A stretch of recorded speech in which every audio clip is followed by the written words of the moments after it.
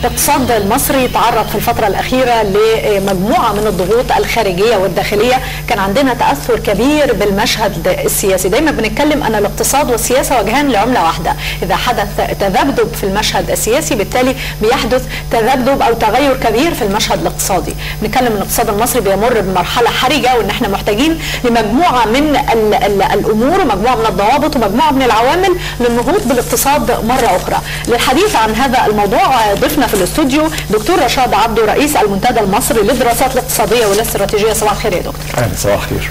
صباح الخير يا دكتور رشاد. اهلا بيك.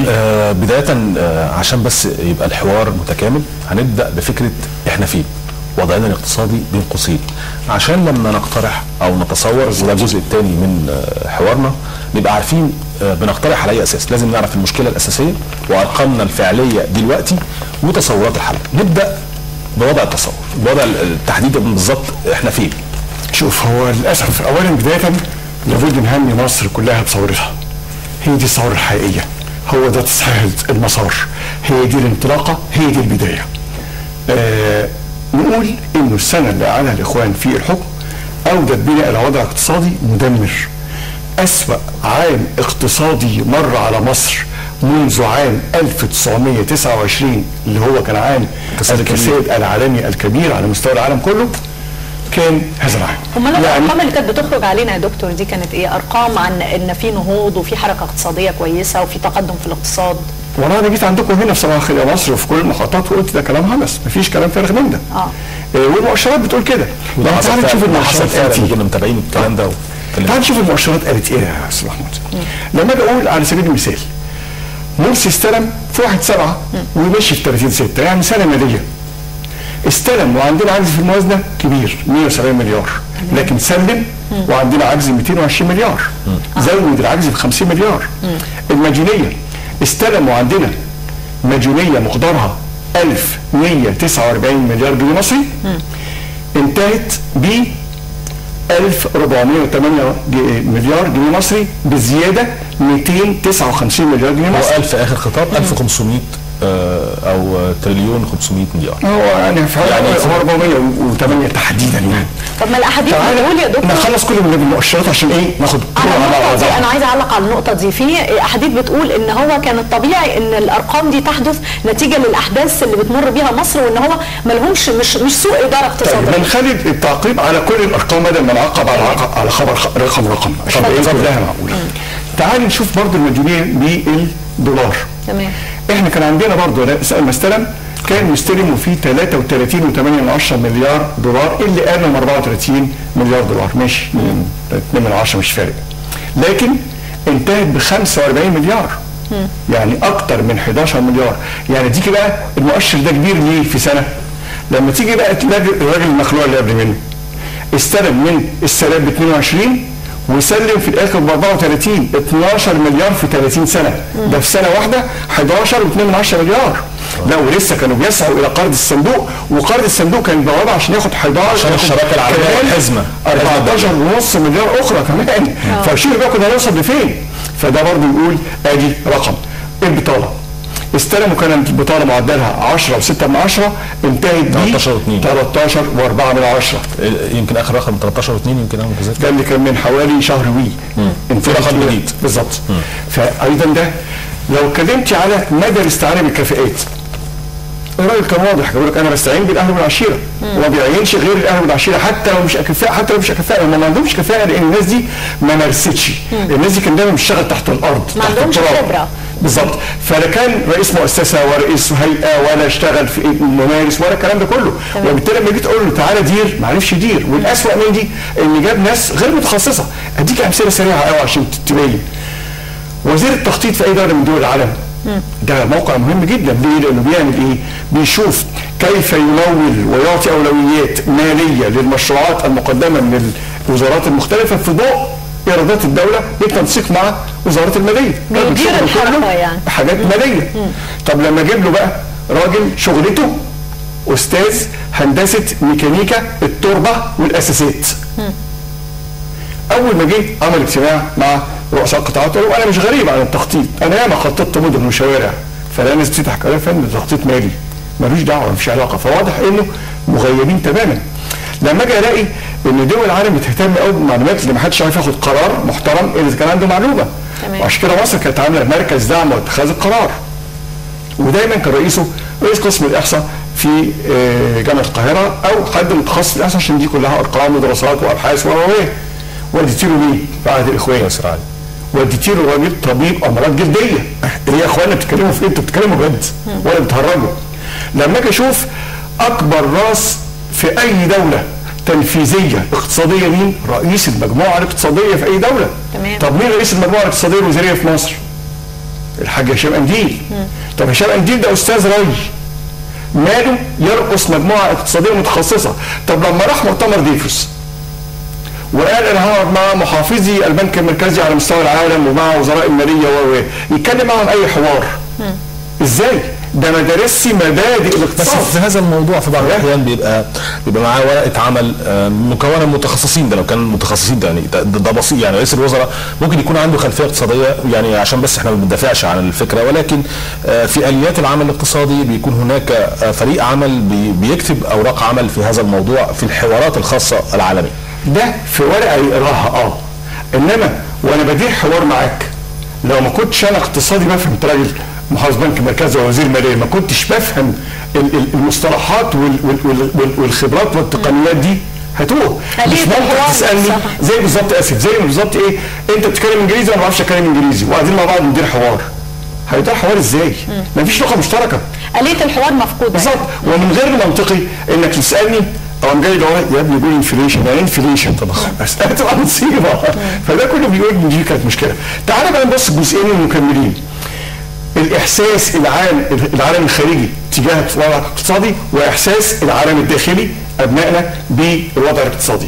عالميا انت اتخفض تصنيفك الائتماني في عهد الاخوان في السنه الاخيره 4 مرات، اخرهم كان من شهر ونص بيقول مصر لن تكون قادره على سداد ما عليها من التزامات ماليه بالعمله الاجنبيه تجاه الغير. بس في تصنيف جديد ده اللي هو امبارح اول امبارح فيتش خفضت من بي الى بي ماينس. دي وده مسيسه، الناس بتقول لك مسيسه. لا جزء من المسيس، وحتى لما كانش عشان الاوضاع اللي موجوده وشايفين وبيحللوا ان في كتير من المحافظات الاخوان بيحاولوا يقتلوا ناس والكلام ده كله، فده بيقول ان في وضع غير مستقر، وده وضع غير مستقر ده بيساوي انه ما فيش استثمارات، ما فيش تنميه، ما فيش سياحه، ما فيش ايرادات والكلام ده كله. يترتب عليه ايه؟ انك بتتخفض تصنيفك الائتماني 4 مرات، ووصل اخر تصنيف غير امبارح انك بقيت سي. سي يعني دوله على وشك الافلاس، خطر. كويس؟ فده بيساوي ايه؟ بيساوي ان الناس تخاف تيجي تستثمر عندك، وعشان كده السنه اللي فاتت دخل ليك 300 مليون دولار استثمارات عربيه واجنبيه، خرج من عندك 14 مليار دولار. المليار 1000 مليون، يعني خرج 80 ضعف ما دخل اليك. فده بيقول لك الناس الاحصاءات الحكوميه اللي هي خرجت عنهم او خرجت عن الحكومه قالت ان هو الاستثمار سلبي 7% انخفاض. مفيش حاجه ايجابيه. انا باخد الرقم ده يعني سليم ولا لا، بس هو انا باخد الرقم اللي اعلنته وزاره الاستثمار. وزاره الاستثمار بما انها الجهه المعنيه قالت احنا دخلنا السنه اللي فاتت 300 مليون. كلمه السلبي دي تعرف بتيجي منين برضه عشان الناس غير متخصصه؟ يعني لما مثلا السنه اللي فاتت حققت مثلا مليون والسنه دي حققت 300,000 بس، يبقى نقصت عن السنه اللي فاتت بنسبه اكس. فعشان كده بيسموه الاستثمار السلبي. انما ده مؤشر قوي جدا انه الناس بقت بتهرب من عندك بدل ما تجيلك. الراجل حاكم دبي وهو راجل محترم كان بيقول انا سعيد جدا، عنده احتفال بيقول سعيد جدا وحزين جدا. سعيد ان انا جالي 8 مليار دولار استثمارات من دول الربيع العربي، ثورات الربيع العربي، وحزين انهم جم لان يهمني قوي الناس دي كانت تشتغل في بلدها. راجل وطني واضح، سعيد ان بلده بيجي لها استثمارات، انما مش سعيد ان جايه من دول ثورات الربيع العربي. دكتور رشاد، تعالى بقى اخر جزئيه عشان ايه؟ بعد اذنك. طب ماذا عن نظره الداخل للوضع الاقتصادي؟ المواطن حاسس بايه في الوضع الاقتصادي؟ حاسس بازمه في الكهرباء، ولادنا في الثانويه بيمتحنوا والكهرباء مقطوعه عنهم بال 12 ساعه وال 15 ساعه. حاسس بازمه في البنزين، حاسس بازمه في السولار، حاسس بازمه في المازوت، حاسس بازمه في المرور، وبقت كلمه ازمه كلمه مرادفه لحياتنا.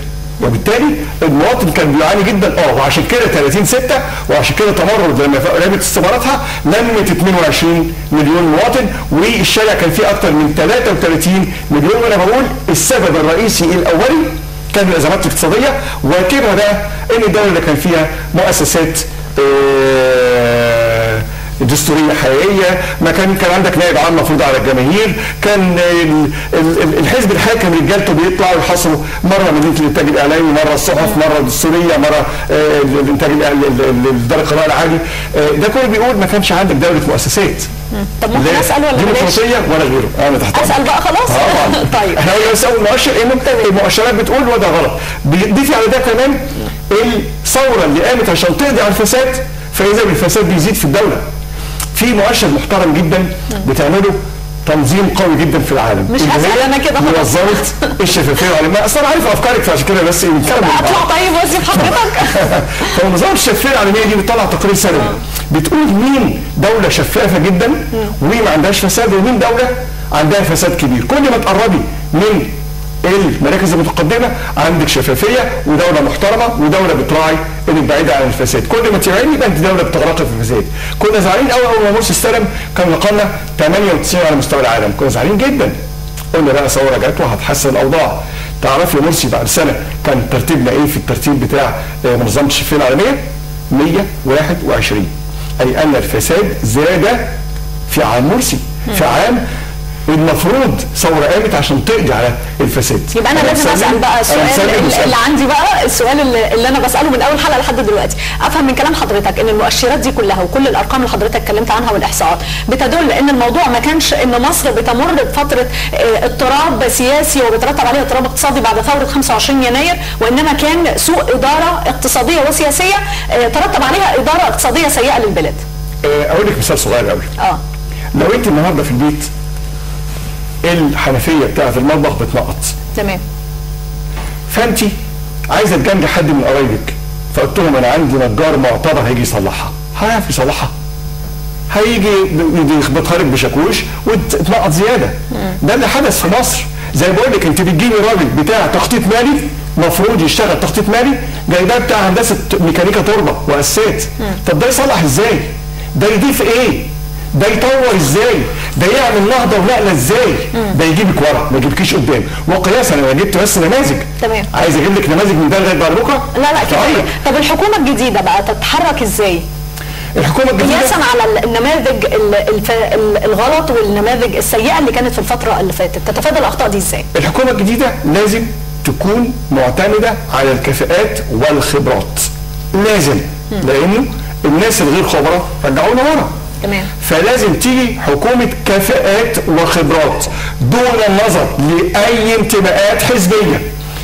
البلد مفتوحه لاي كفاءه يمكن ان تضيف، وبالتالي بقول ده يتوقف على رئيس الوزراء ومدى حسن اختياره للمجموعه الوزاريه، وخاصه المجموعه الوزاريه الاقتصاديه، مع مراعاه ان الوزير اللي جاي اقتصاديا ايا مكان مش هيقدر لوحده يعمل حاجه، لانه المشاكل كبيره جدا، واحنا كنا عايزين نعمل حاجه مهمه. انا بالظبط بيفكرك بايه؟ اديكي حاجه بسيطه. لو انت عندك جبل عالي جدا وفي حجر بيبتدي يتدقلب من فوق، الاقتصاد بتاعنا ده كان الحجر اللي عمال نازل بانحدار من فوق الجبل. انت النهارده مطلوب منك اولا توقفيه حتى هو في وسط الانحدار، ثانيا تبتدي تطلعيه تاني القمه. وبالتالي مطلوب الوزير اللي هيجي اي مكان يبقى عنده مجموعه عمل، فريق عمل، لجان فنيه استشاريه ايا كان. وانا بقول اعرف عدد كبير جدا من الاقتصاديين المحترمين بيشتغلوا بره مصر وجوه مصر، وكلنا مستعدين نتطوع ونتبرع، مش عايزين حاجه من بلدي. البلد ادتنا كتير واحنا بنقول لازم نديها، مش عايزين نعمل حاجه. يبقى في فريق متطوع عشان يضيف ليه الاقتصاد وعشان يسند هذا الوزير، علشان يبقى عنده مهمه اساسيه جدا. واحد، لازم يصدر مجموعه من التشريعات ومشروعات القوانين الجاذبه والداعمه والضامنه للاستثمار والمستثمرين، ده مهم جدا. اثنين، لازم يحط خطه قصيره اجل توقف النزيف بتاع الاستثمار، ثم يبدا بعد كده في خطط متوسطه الاجل عشان نحقق الانطلاقه. خلينا في الوضع طبعا بعد 25 يناير وحريه وعداله اجتماعيه وعيش قبلها. كانت الفكره ان احنا عاوزين نغير الاقتصاد، وان المواطنين في فساد في البلد، وبنتكلم في ان احنا عاوزين نحسن معيشه المواطنين، واسهبنا في الاقتراحات واسهبنا ان كان في فساد، واسهبنا مش عايزين نفتكر هذه الفكره ونبدا من دلوقتي. بس عندنا عشان نعرف نخطط بالظبط. فاحنا عملنا دلوقتي احنا عندنا ايه وعاوزين التصور بالظبط. دلوقتي انا عندي مشروعات للتبرع لدعم مصر، وعندي مشروعات اتكلمنا فيها مع حضرتك واقترحناها على الهواء بفكره الاكتتاب العام، بفكره ان احنا نبدا من الداخل وليس من الخارج. الحكومه عندها قوانين بيروقراطيه لازم تتغير، وعشان تتغير محتاجه وقت ومحتاجه اتفاق ومحتاجه مناقشه ومحتاجه لائحه تنفيذيه تاخد وقت. المهم دلوقتي الافضل هو الفكره الخاصه بالاكتتاب العام بالدخول الى الصناعات المتعثره والدخول الى اعاده هيكله الشركات وما الى ذلك. شايف حضرتك ايهما الافضل حاليا ومستقبلا، يعني قصير الاجل ومتوسط الاجل؟ واحد، الحل السحري، العمل ثم العمل ثم العمل ثم الانتاج ثم زياده الانتاج ثم زياده الصادرات، وبالتالي لازم يبقى في توجه مختلف. ننزل نخاطب الجماهير، لازم يبقى في حوار مع الاتحادات العماليه والنقابات العماليه. يا اخوانا احنا هنبطل مطالب فئويه لمده سنه، يا اخوانا هنبطل احتجاجات ومطالب يا اخوانا مش هنقطع طريق، كلنا هنشتغل عشان البلد دي تتقدم. ده هيجيب لي قد التبرعات 100 مره. دي واحد. اثنين، نظير من اي تبرعات، ولكن لابد ان التبرعات دي كلها تتصب في بوتقه واحده، ولابد يبقى عندها مجلس اداره مستقل، ومجلس اداره عنده صلاحيات الحركه، وما يكونش ممثلين لوزارات اي موظفين. نسفتها لو عملت الكلام ده كله. المهم الثالث، يبقى عندك خطه انت هتعمل ايه بالفلوس اللي جايه دي، وعندك تصور وعندك رؤيه وعندك استراتيجيه واضحه المعالم. انا عايز احقق ايه الادوات اللي في ايدي، كيف يمكن كيفيه الاستعانه بفريق العمل. هل يبقى فيه استعانه باعداد من البطاله المقنعه؟ هل افتح باب جديد لفرص عمل جديده؟